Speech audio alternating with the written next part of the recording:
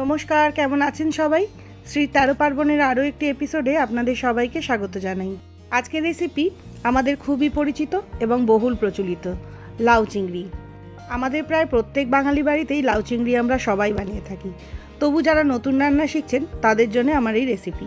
লাউ চিংড়িটা বানাবার জন্য আমি এখানে 250 গ্রাম মাঝারি সাইজের চিংড়ি নিয়েছি। এর মধ্যে কিছুটা নুন আর কিছুটা হলুদ দিয়ে মাখিয়ে 10 মিনিট রাখবো। আর লাগবে একটা কচি লাউ। এটার ওজন 1200 গ্রামের মতো। সামনের অংশ আর পেছনের অংশটা বাদ দিয়ে দেব। পিলারের সাহায্যে খোসাটা ছাড়িয়ে নিচ্ছি। লাউয়ের যে সবুজ ভাবটা থাকে সেইটা কিন্তু শরীরের জন্য খুবই উপকারী, তাই পিলার দিয়ে ছাড়ানো। এবার লাউটাকে 4 টুকরো করে কেটে ফেলবো। কাটার পরে যদি দেখেন লাউয়ের বীজগুলো একটু মোটা হয়ে গেছে, তাহলে কিন্তু অবশ্যই বীজগুলো বাদ দিতে হবে। এখানে লাউটা কচি, তাই বীজগুলো বাদ দেওয়ার আর প্রয়োজন হলো না। এবার লাউটাকে ঝিরিঝিরি করে কেটে নেব।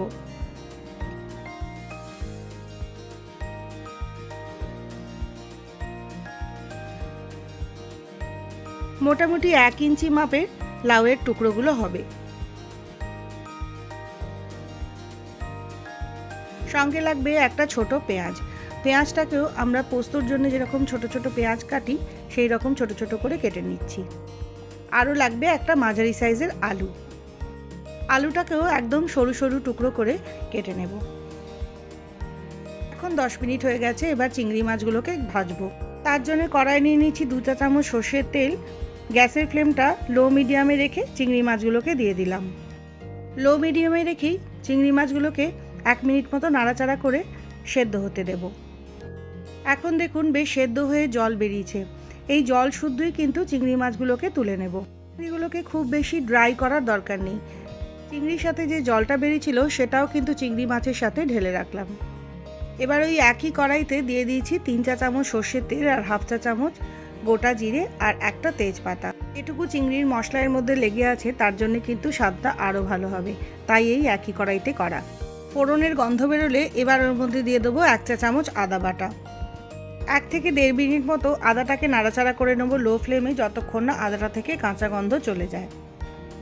আদাটা ভালো মতো রান্না হয়ে গেলে এবার দিয়ে দেবো টুকরো করে কেটে রাখা আলুগুলো।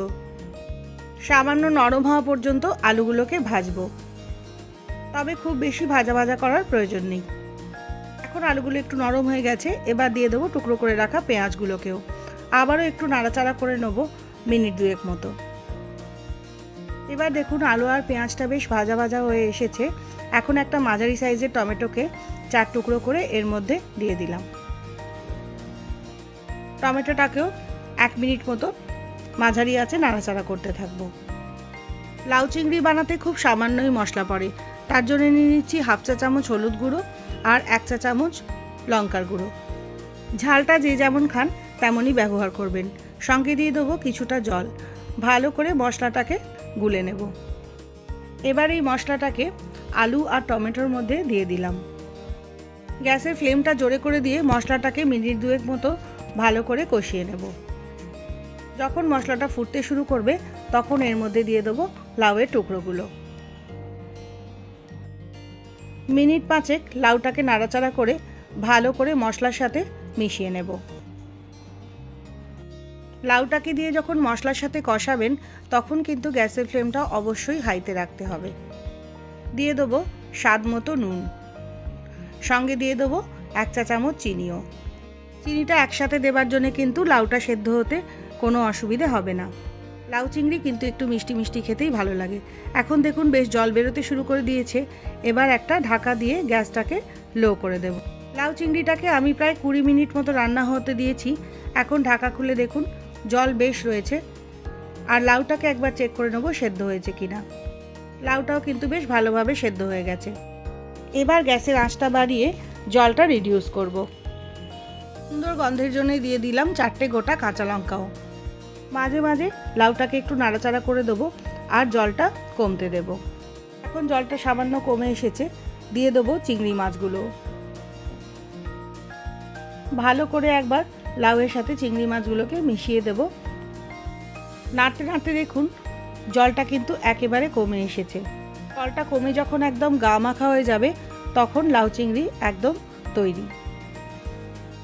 ধোঁয়া ওঠা এক থালা গরম ভাতের সাথে লাউ চিংড়ি কিন্তু ফাটাফাটি লাগবে। এই রেসিপিটা কেমন লাগলো আমাকে অবশ্যই জানাবেন, আর যদি ভালো লাগে তাহলে চ্যানেলটা প্লিজ সাবস্ক্রাইব করে নেবেন। তাহলে আবার দেখা হবে, বাই।